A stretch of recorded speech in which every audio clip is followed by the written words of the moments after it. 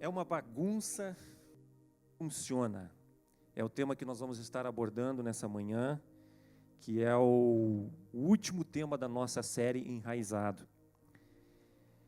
Existe uma grande realidade dentro desse tema aqui, colocado por Benin, que nos mostra que ninguém aprende sozinho. Na vida, na verdade, nós entendemos que nós ensinamos uns aos outros. Uns compartilham com suas experiências com os outros. E assim nós vamos crescendo e assim nós vamos desenvolvendo. Tudo que nós aprendemos, se você parar para pensar, parar para refletir um pouquinho, você vai perceber que tudo aquilo que a gente aprende na vida foi alguém que nos ensinou, ou foi a experiência de outro que foi compartilhado conosco. Portanto, baseado nesse entendimento, eu penso que quando a gente diz que dá o nosso melhor com o objetivo de resolver alguma crise da nossa vida, ou alguma crise da nossa existência, isso não é suficiente. Porque, na verdade, a gente precisa buscar o melhor daquele que está próximo de nós. O melhor que o outro tem para nos oferecer e aplicar aquilo na nossa vida. E, pensando nisso, a gente consegue, então, desenvolver áreas da nossa vida de maneira mais saudável. E não apenas desenvolve áreas da nossa vida de maneira mais saudável, como também a gente percebe a ação de Deus em nós, através desse compartilhamento, através dessa humildade em receber o ensino que o outro pode me oferecer. É por isso que quando a gente pensa em vida em comunidade, a vida em comunidade é algo importante. A vida em comunidade é algo que realmente nos ensina, a vida em comunidade é algo que realmente tem o seu valor. Na verdade, se nós formos olhar desde a criação, Deus não fez o homem para viver sozinho. O homem ele foi feito para viver com alguém, na companhia de alguém. Quando Deus olha para o princípio da sua criação e ele vê tudo aquilo que havia feito, Deus diz, e isso foi bom. A declaração de Deus após a sua criação sempre foi a expressão, e viu Deus que aquilo era bom. Mas é interessante que quando ele olha para o homem, ao perceber a solidão do homem, ao perceber o vazio, talvez, do coração do homem, Deus olha para o homem e diz, não é bom que o homem esteja só. E quando Deus olha para o homem e ele diz, não é bom que o homem esteja só, Deus diz, falhei uma adjuntora, alguém que esteja do seu lado, alguém que possa lhe auxiliar, alguém que possa lhe ajudar.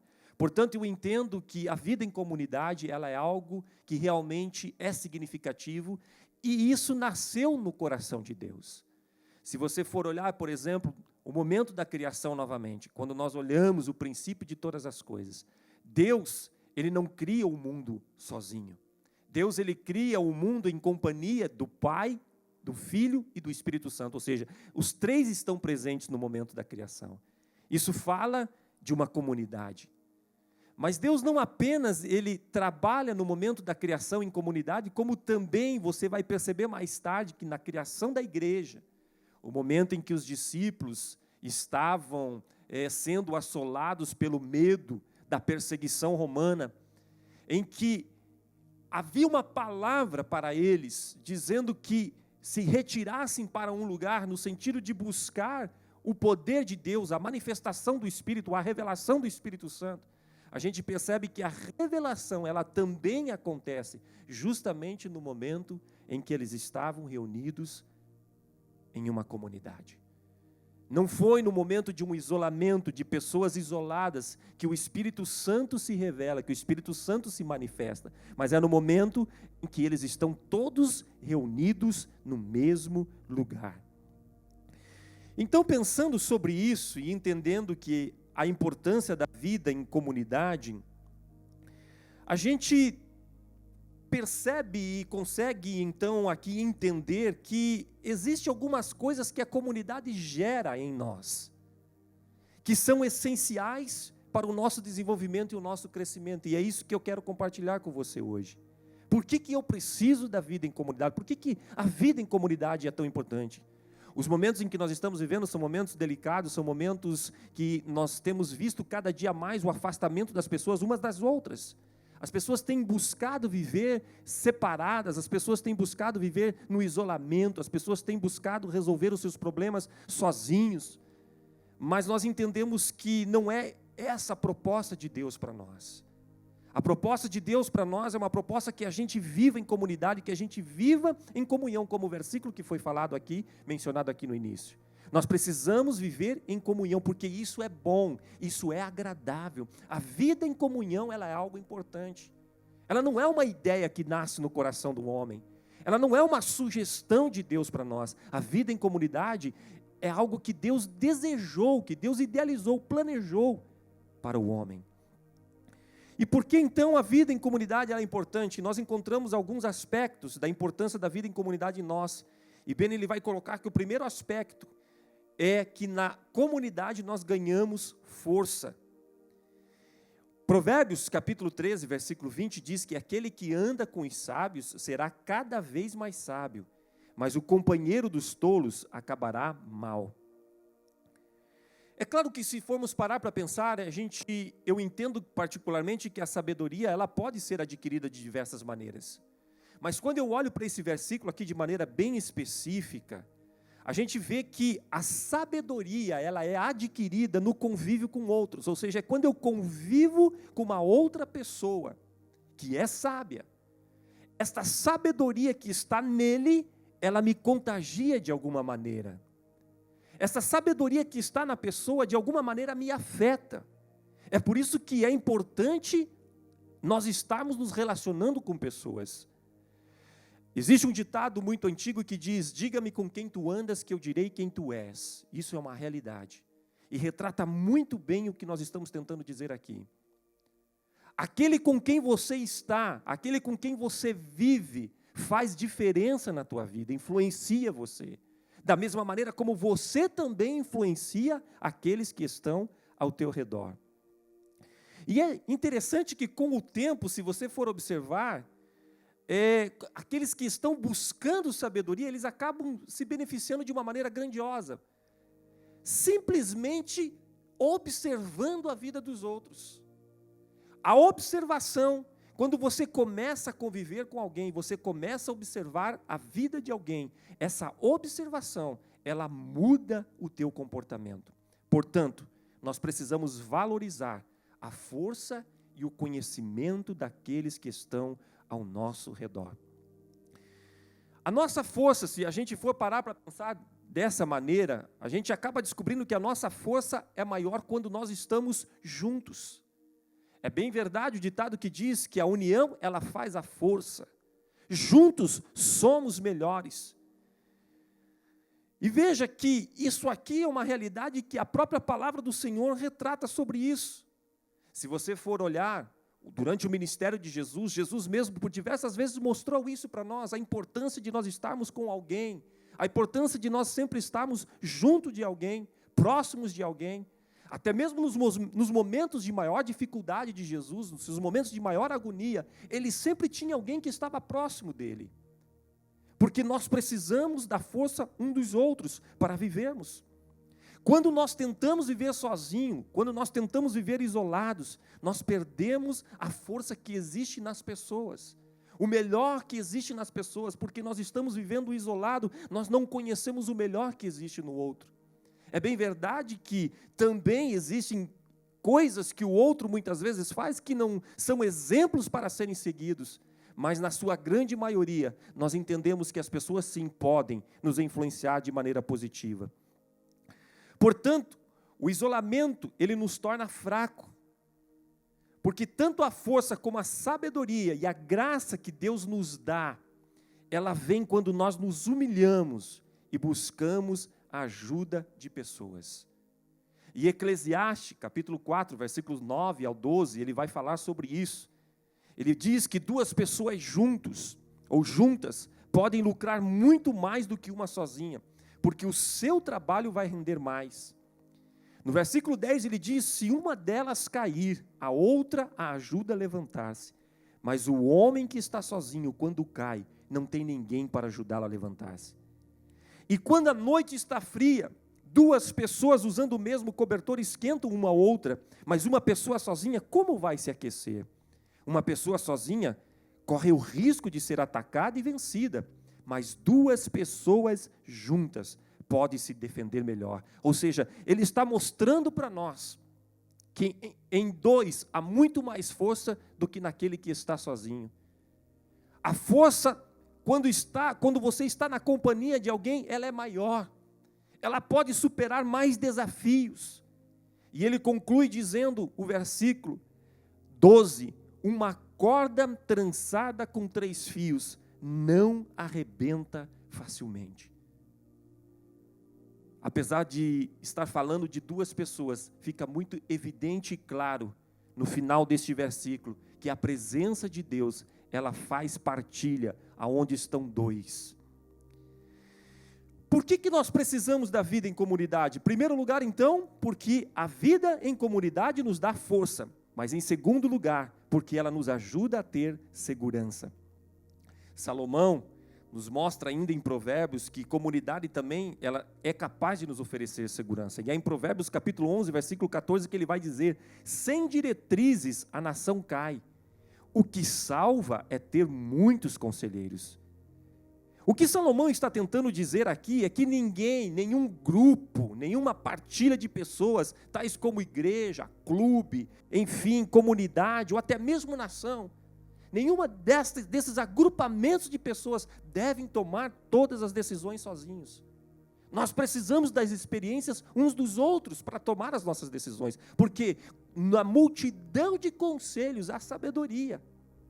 É interessante que Salomão, falando isso, justamente Salomão, o rei mais sábio de toda a história, ele mesmo reconheceu, ele mesmo, através das suas palavras, declarou que era impossível para alguém, ou é impossível para alguém, tomar todas as suas decisões sozinho, sem que você consulte alguém, sem que você busque o conselho de alguém.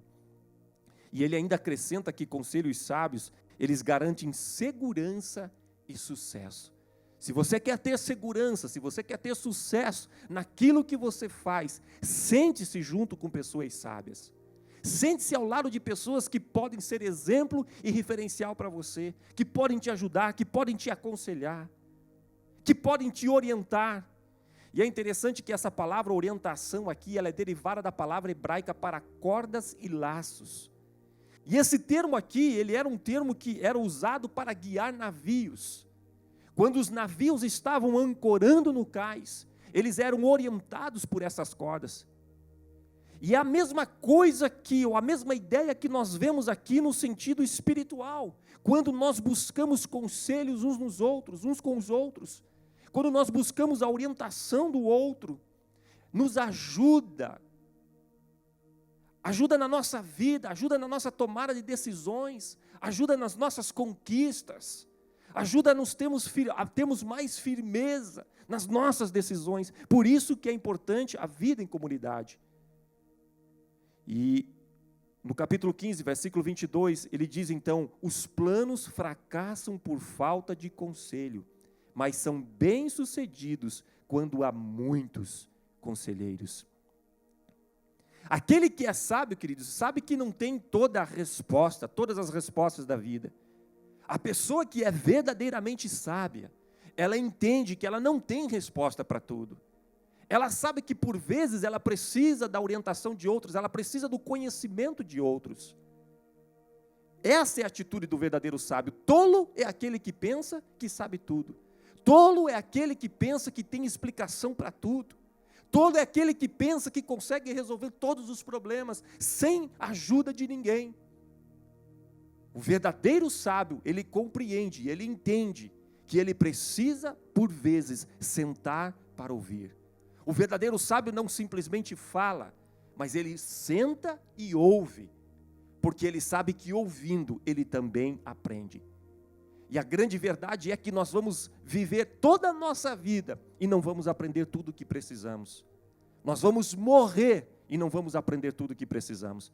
Por isso, sempre estamos aprendendo. Só que existem 2 coisas importantes aqui que precisam ser ditas.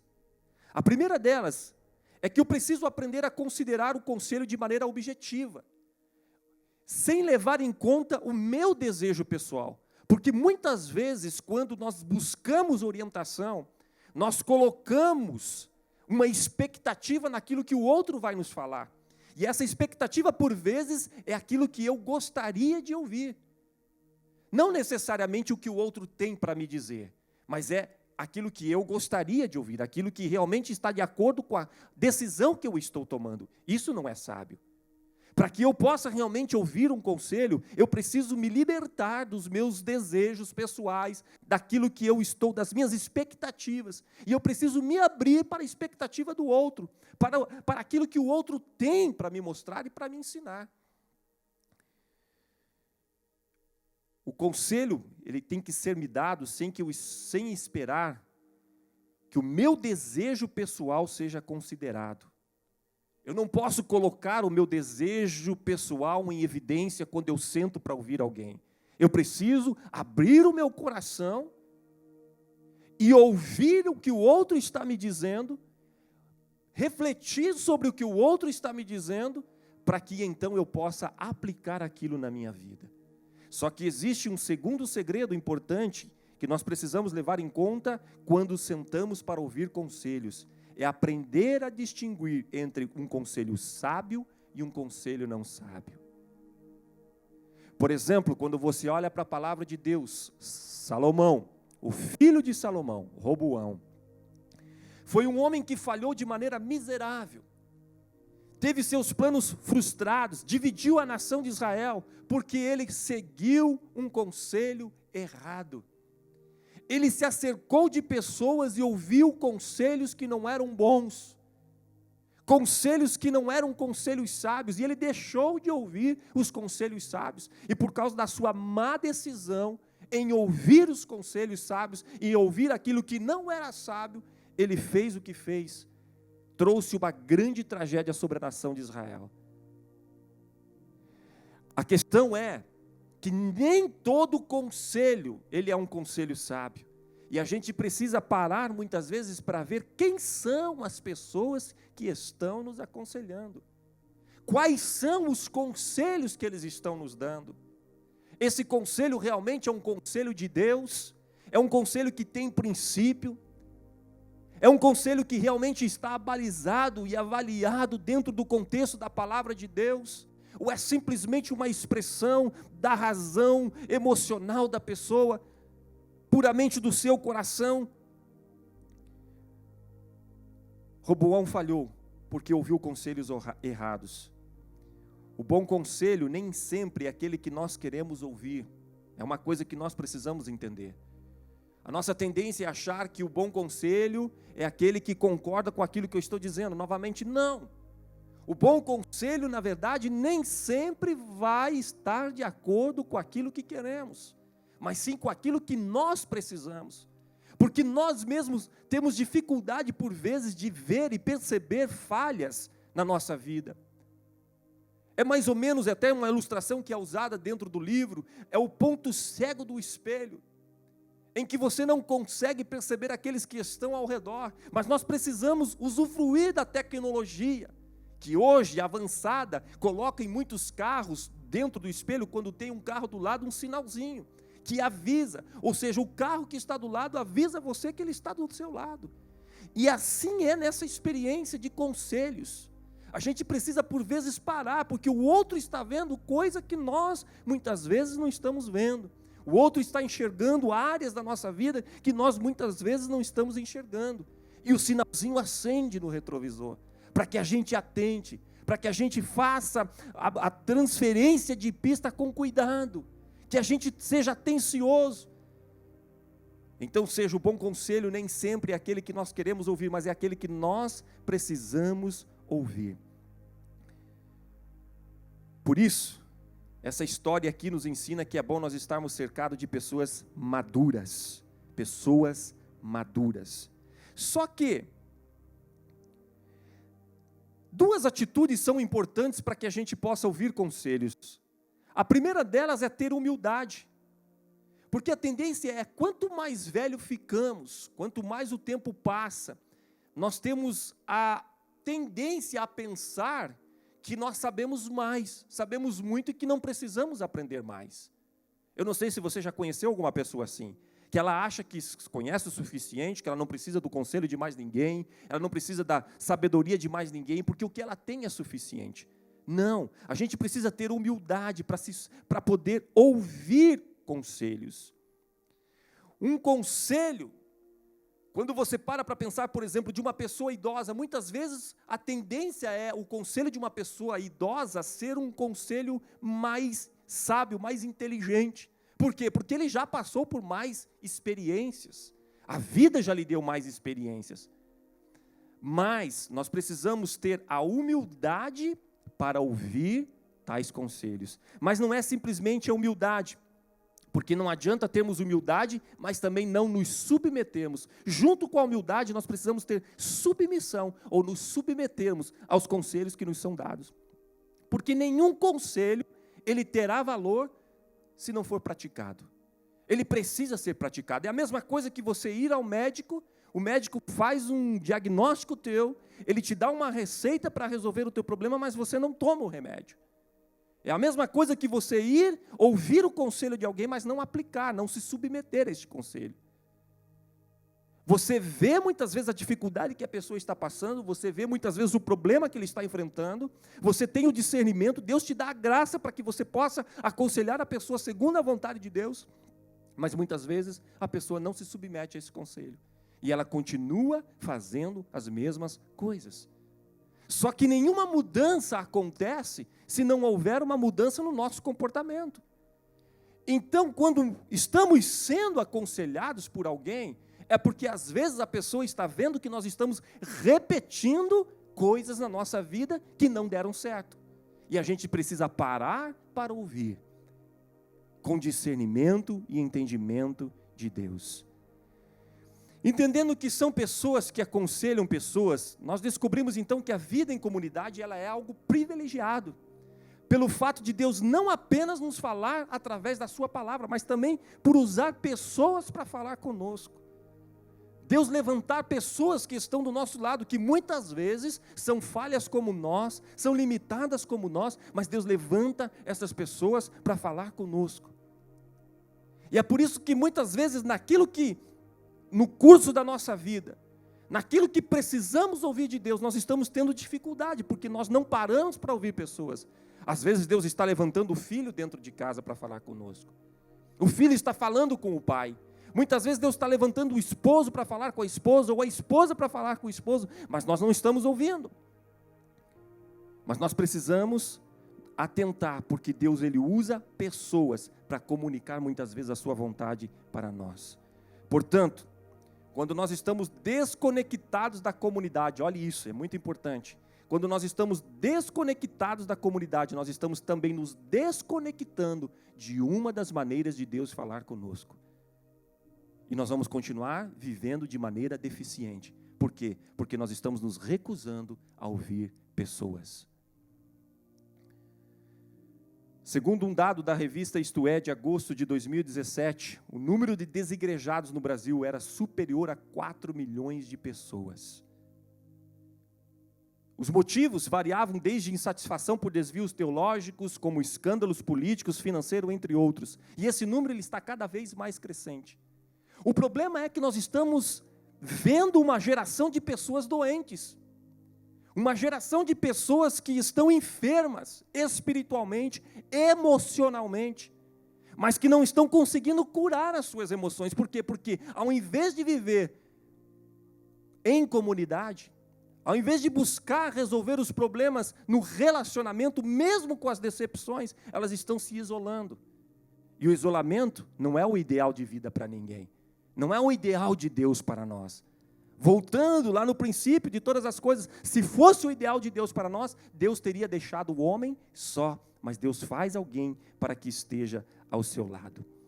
É interessante pensarmos sobre isso. Então nós precisamos atentar sobre a importância da vida em comunidade. Quando nós deixamos de ouvir pessoas por serem imperfeitas, nós acabamos desconsiderando a voz de Deus por não gostarmos de tais pessoas. Ou seja, a pessoa não é perfeita o suficiente para falar, não tem um exemplo de vida suficiente. Eu pergunto para você, quem de nós temos exemplo de vida suficiente para falar alguma coisa para quem quer que seja? Se nós formos sinceros com relação a nós mesmos, nós vamos ver que nenhum de nós temos essa capacidade ou habilidade.